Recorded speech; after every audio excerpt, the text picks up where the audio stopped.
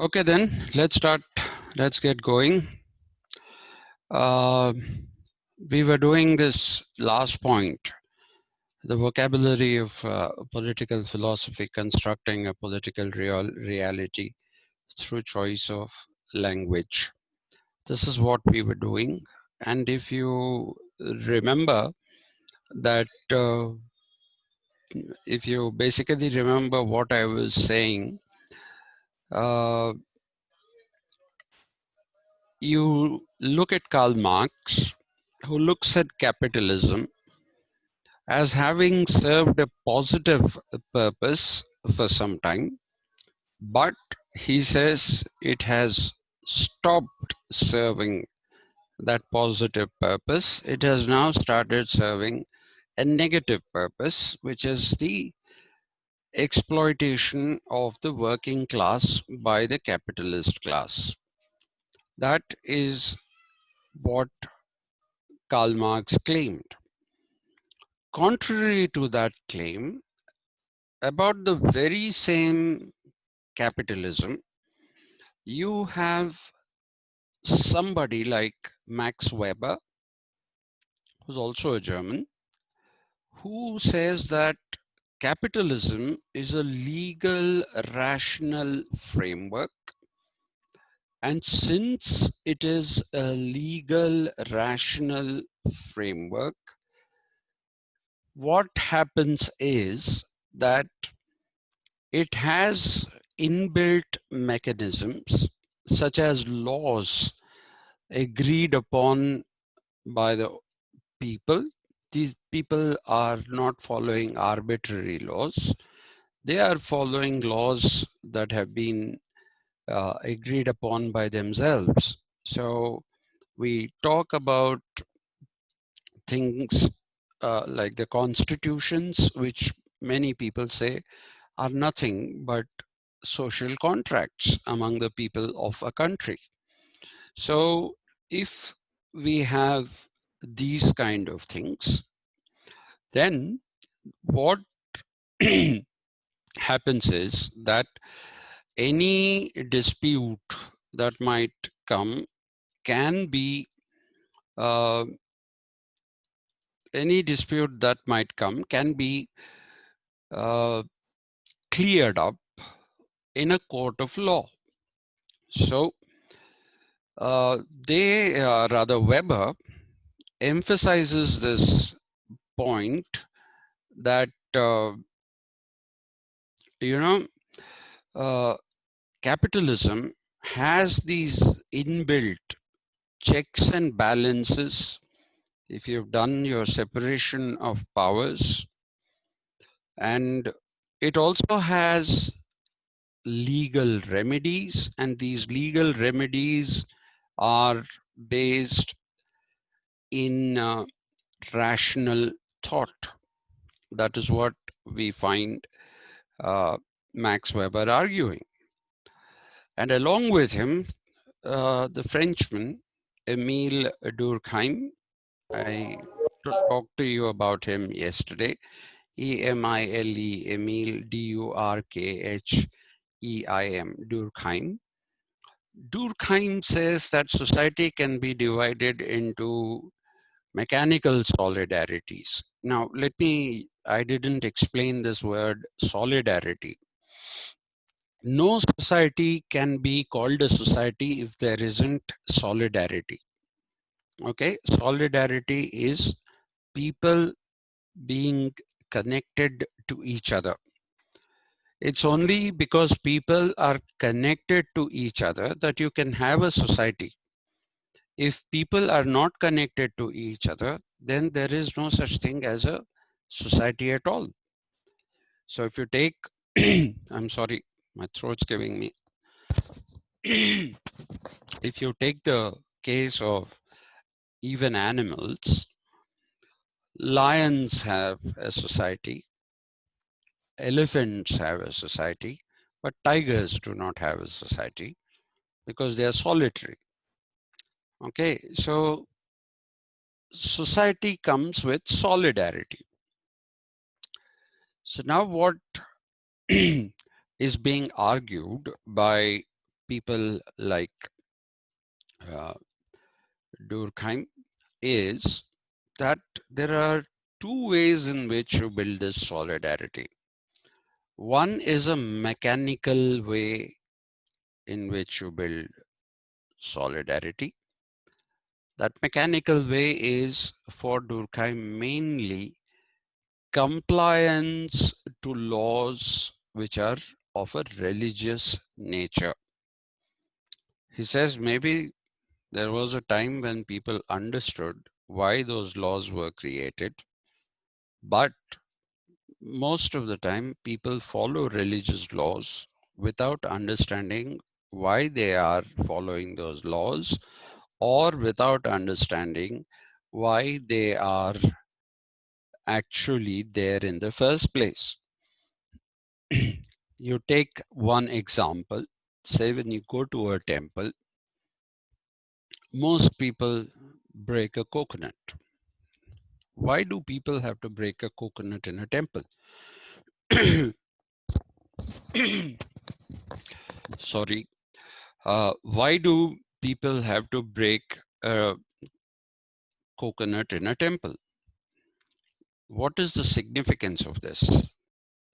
And why do we do those pradakshinas going round? And why does it have to be done in odd numbers? Pradakshinas, you have to do 3 or 5 or 11. Why? What happens if you do pradakshinas 4 times, 8 times? And why this big gap from 5 to 11? 3, you have avoided the even number 4 and gone to 5. But when you avoid 6, 7, 8, 9, and 10, you are avoiding 2 odd numbers also, which are 7 and 9, and going on to 11. Why? We don't have answers for this. People will tell you do it. We do it. Go to a wedding, see the way the ceremony is being conducted. The Purohit is saying things, people are just doing them. They aren't really bothered. They aren't very concerned about why they are doing whatever they are doing. Okay, people just do it. So this, he says, is a mechanical solidarity. Doing things without understanding why you are doing them. And all religiously oriented societies for Durkheim are mechanical solidarities. Unquestioning compliance.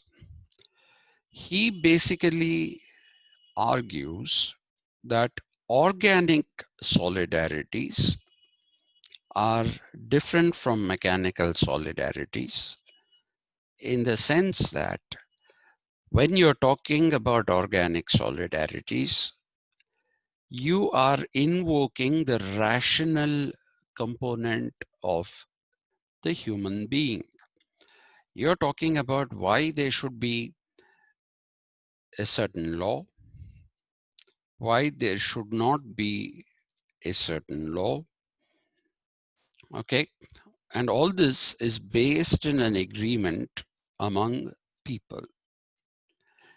So for Durkheim, the growth of civilization, as it is for most thinkers in the West, the growth of civilization is an increasing growth in rationality. That is why people say that, there is a bifurcation between what people call the traditional and the modern. The traditional is supposed to be that which is based in superstition, it is based in following laws without understanding them.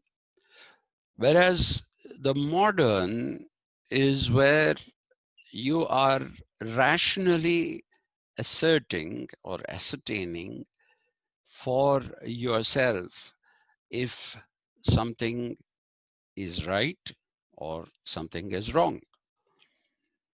And therefore, Durkheim argues that modern societies, he's also agreeing with Weber, and he says modern societies are definitely based in the progress of rationality, which is increasing rationality. And for him, the proof of increasing rationality is the Industrial Revolution, which brought about new forms of productivity, which people didn't conceive of in previous times in history. The Industrial Revolution revolutionized the entire idea of production. Okay, first it was water power that drove machines. Later it was fire power, then it was steam, then of course electricity. So all these things are progress. At one time, you couldn't even imagine the size of the world. Okay, you couldn't even imagine the size of the world. There was a film, a South African film called The Gods Must Be Crazy. It's a funny story about a tribe.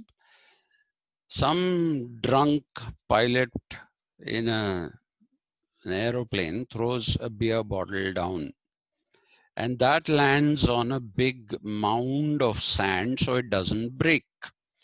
But people see that object coming down from the sky. So what do?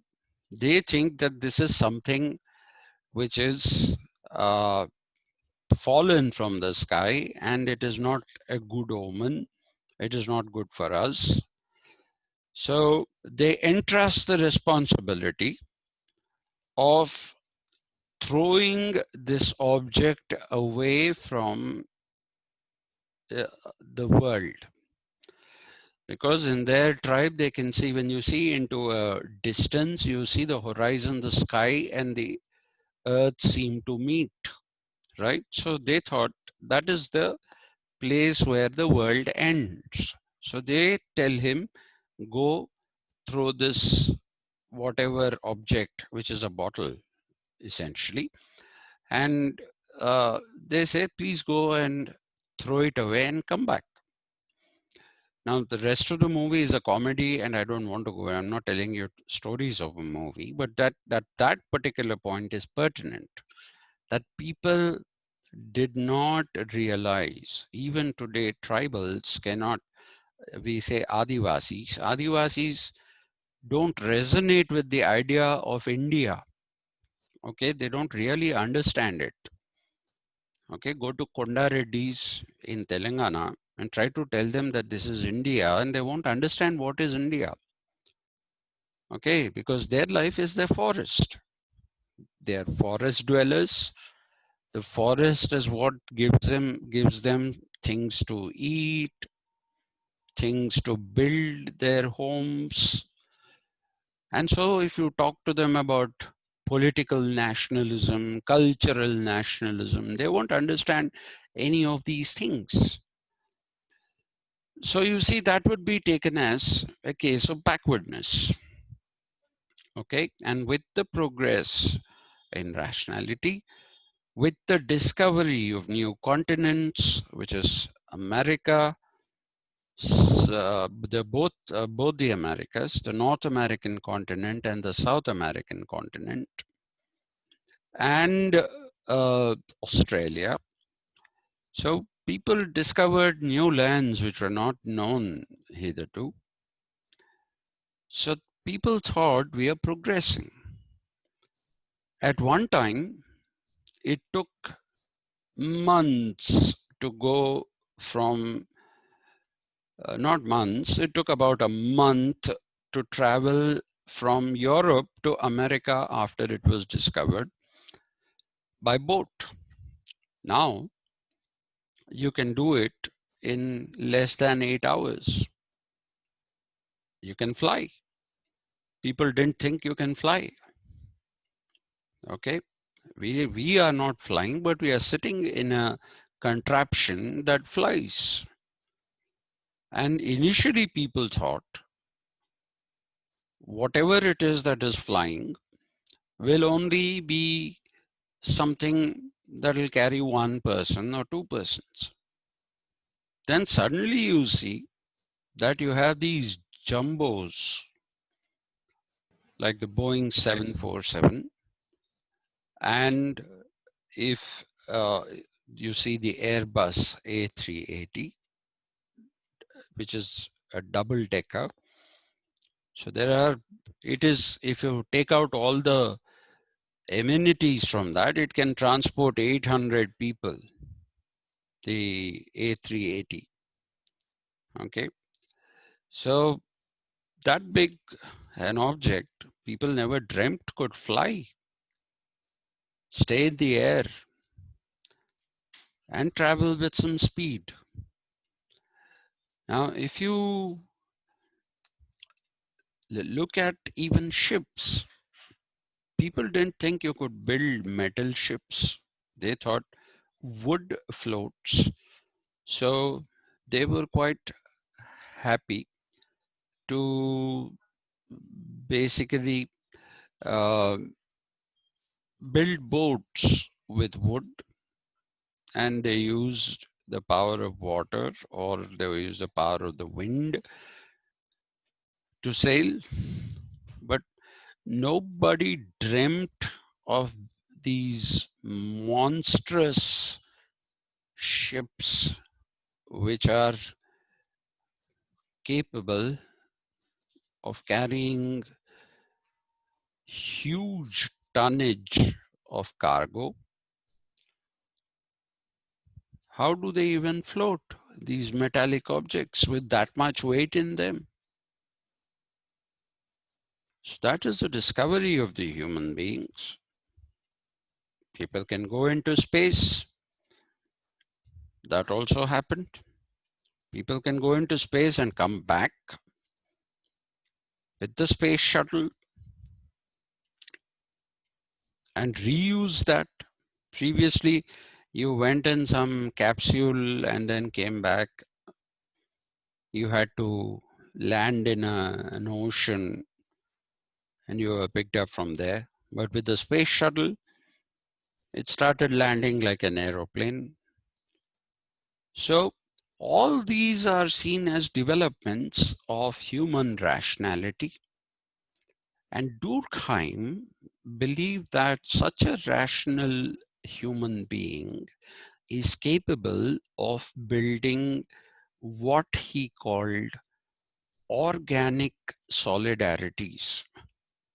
So organic solidarities are nothing but societies where human beings make laws based in rationality, born out of deliberation, okay, and it is after the deliberation, after you decide that these are tenable as laws and these are not tenable as laws, it's they decide and build laws, create laws, and then they create systems of implementation of those laws, systems of governance based in those laws, systems of punishment based in those laws. Everything is based in those laws. Okay, so what we are looking at is a scenario. We are looking at a scenario wherein You know, people are rationally constructing their own societies. This is what Durkheim felt. There are exceptions to this. I'll go into that later, not now. I'll go into that a little later. But for now, I would like you to remember that this idea of rationality progress has been the dominant theme in the modern period, which begins around the 16th century CE. Okay, so people said we should have laws that we make. And this is when you have people relating to each other by understanding why they are living in a society. And this form of commodious life is more enlightened than the kind of life that you get in mechanical solidarities. So you see, there is an entirely different perspective that Durkheim has generated. It's a bit like the Weberian construct, but it is also a little different. Now, Durkheim is not the last person. Durkheim, even in fact, his PhD thesis was on why people commit suicide. And he said people commit suicide in mechanical solidarities because they are forced to follow laws which they don't always understand. And this leads to alienation. And because of that alienation, people start committing suicides when they are constantly subjected to the pressure of, you know, following laws that they don't understand. They don't want to follow them because they see no meaning in them. But you'll also see at the same time in anthropology, using these very kind of developments, there was a linguistic turn, and this particular linguistic turn as such uh, led to the birth of what is called structuralism. I talked to you about Ferdinand de Saussure yesterday. Ferdinand de Saussure believed that the language that you use is what makes you construct your political reality. Okay, now I'll get back to this point a little later. But, and I told you, he was the originator of the idea of semiology, symbols. Okay, he was the originator of semiology, which is a study of symbols. Symbols can be road signs. By road signs, I mean hairpin bend, that no parking P, that is also a symbol. Okay, poison has skull and crossbones, that is symbol. But only that are, those things are not symbols. Even the way you construct your words are symbolic. Let me give you a very simple example. If I say the forests of Chhattisgarh are infested with Naxalites, I'm building a symbol. It should be Naxalites. We all keep saying Naxalites. It's not Naxalite actually. It's Naxalite. We keep saying that. But what is the symbol? What is symbolic here? I don't have to ask you if you are a sympathizer of the Naxalites or if you are not a sympathizer of the Naxalites. Now they are called the Maoists, and for some reason the government of India says you should not use the word Naxalite. you should use the term Maoists. So let us use that term, Maoists. So if you say the forests of Chhattisgarh are infested with Maoists, what is an infestation?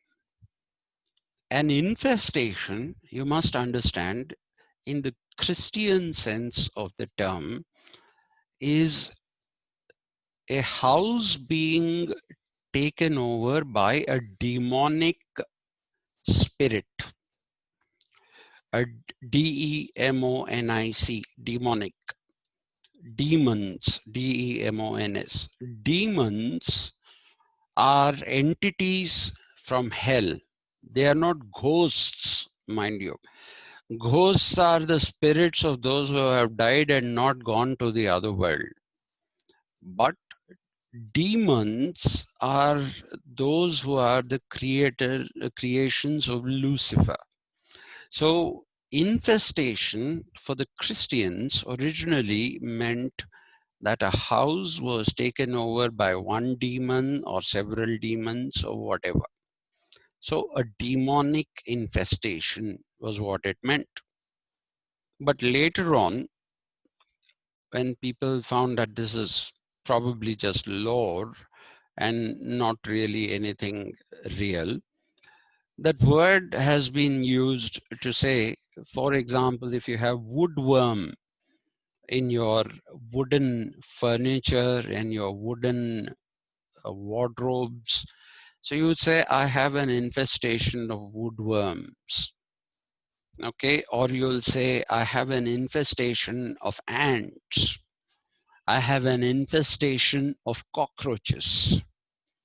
All these are symbolic. The moment I say I have an infestation, it means I have the undesirable presence of all these things that I have talked about.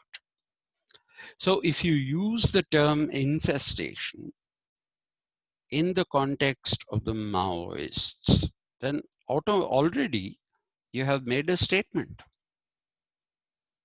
You have made a statement about what you think of the Maoists. That is also symbolic. The usage of the term infestation is nothing but usage of something which is symbolic. Now, Claude Levi-Strauss picks up this particular C-L-A-U-D-E, Cloud, L-E-V-I, Levi, S-T-R-A-U-S-S, Strauss, Frenchman, again of German origin. Incidentally, the Levi's genes are actually Levi-Strauss genes, but the Americans pronounce L-E-V-I as Levi. They don't pronounce it as Levi. Anyway, so Claude Levi-Strauss started studying myths. How are myths born? That is the question that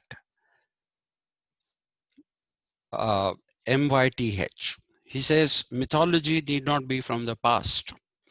Mythology need not be about things that are written in religious texts and things like that. He said even in our modern day life, language creates myths. Okay? Language creates myths. How? I'd like somebody to answer this question quickly because we are into our last 10 minutes. Have you heard of the film star Naga Chaitanya? Yes, sir. Whose son is he? Nagarjuna. Nagarjuna, sir. Nagarjuna. He's only Nagarjuna's son. Nagarjuna produced him all on his own. His first No, wife, sir. First wife, sir. Who's the first wife? Daughter of Ramanaidu. But who is she? What's her name? Hmm? This is precisely what Levi Strauss meant when he said, we create mythologies. Naga Chaitanya is the son of Nagarjuna. Nobody knows his wife's name, first wife's name, right? And who is Nagarjuna? He's the son of Nageshwar Rao. Even if people know his wife's name, they don't mention the wife's name because she's not. Sir, first wife name is Lakshmi Daggupati. That you could have done by looking at searching Should the be, internet. That's yes, okay, sir. but you didn't know it before. So Sir. yeah, so Yeah, forgot, sir. We know that Rana's sister. That no, Venkatesh sister. yeah, yes, that is okay. But you don't know her name. You refer to him as Nagarjuna's son. Just as even if you know Nageshwara's wife's name is Annapurna, you don't say Nagarjuna is the son of Nageshwar Rao and Annapurna. You say he's the son of Nageshwar Rao. Yes, Similarly, sir. Balakrishna, whose son is he? He will say he is the son of N.T. Ramarao. You won't say he is the son of Basavatarakam also, right? You won't say that. You'll just say he's the son of N.T. Ramarao. Why? Because N.T. Ramarao was a superstar. So you want that line to continue. You want basically that line to continue.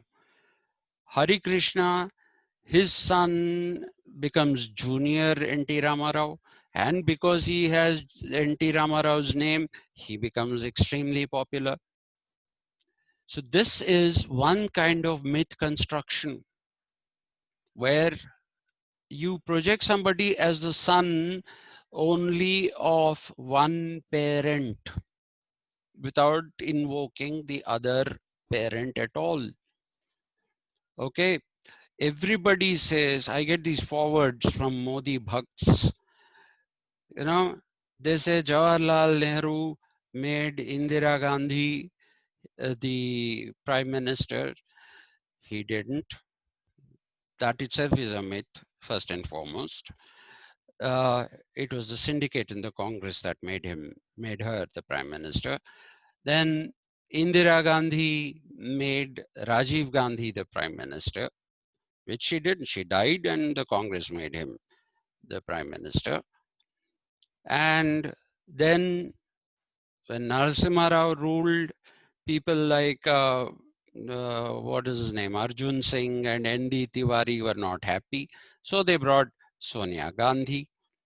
So we get this forward which says, look at this, this is dynastic rule. Yes, it is. I agree with you.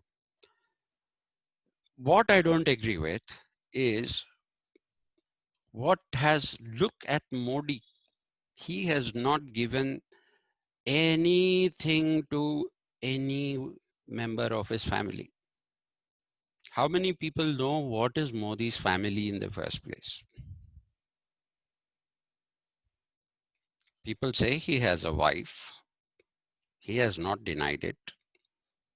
People say he has a brother. He has not denied it. But where is Modi's family? Does he even live with the family? He doesn't live with his family. Not today. He has never lived with his family. Similarly, Atal Bihari Vajpayee, they said, never brought anybody from his family. He was a bachelor. Hardly anyone to take care of him. Okay, except some distant relatives. So this is another myth construction. They don't have anyone.